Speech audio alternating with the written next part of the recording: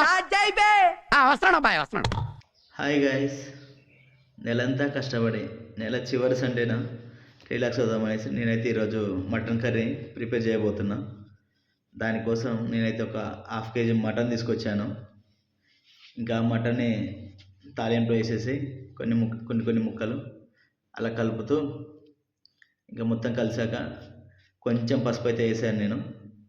ఆ పసుపు వేసిన కాసేపటికి అల్లం టమాటో ముక్కలు వేసి కాసేపు ఉడికించాను. దాని తర్వాత కొంచెం కారం వేసాను. ఆ కారం కొంచెం మసిలినాక కొంచెం గ్రేవీ కోసం వాటర్ పోసాను. ఇంకా వాటర్ చూడండి కొత్తలాడుతుంది. సో మన కర్రీ అయితే ఇలా వచ్చింది గాయస్. చూడండి ముక్కలు కూడా చాలా బాగా వచ్చింది. పేద కుటుంబం నుంచి వచ్చినా కాబట్టి ఒక జేమ్సన్ క్వార్టర్ తీసుకున్నా. అందులోకి ఒక చిల్లు వాటర్ తీసుకొని వాటర్ కలిపిన. ఆ వాటర్తో తాగాక అసలు తాగబుద్ధి అవ్వట్లే. అందుకే ఈసారి ఇంకో పెగ్గు కలిపి థమ్స్అప్ కలిపేసాను. ఇది తాగాక అబ్బో సూపర్, ఇది కదా మనకు కావాల్సింది. ఇంకా ఒక మటన్ ముక్క తీసుకొని తిని చూసే మన ఫీలింగ్ అబ్బా సూపర్. చికెన్ బిర్యానీ కూడా దొరక్క, అందుకే మటన్ తెచ్చుకొని కష్టపడి వండి మటన్ కర్రీతో తింటున్నాం. ఇంకా సండే తాగడం తినడం అన్నీ అయిపోయింది అనేసి Raju weds Rambai cinema tickets book చేశా.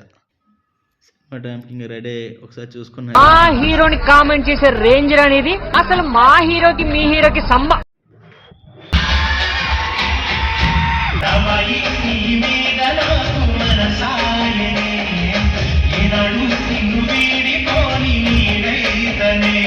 ఇంటర్వెల్ అయింది కదా అని స్ప్రింగ్ చిప్స్ ఒకటి కోకోకోలా తీసుకుంటే అని అంటుండు. చివరిగా ఒక్క మాట, సుఖాలు సంతోషాలను అందరితో పంచుకొని దుఃఖాలు బాధలు వచ్చినప్పుడు లోపల ఎలా అయితే బాధపడతామో సేమ్ సోషల్ మీడియా కూడా అంతే. మన ఎంజాయ్మెంట్లు ఎంటర్టైన్మెంట్లు మాత్రమే ఇందులో చూపిస్తాం, కానీ మన రోజు పడే కష్టాన్ని మాత్రం చూపించాం.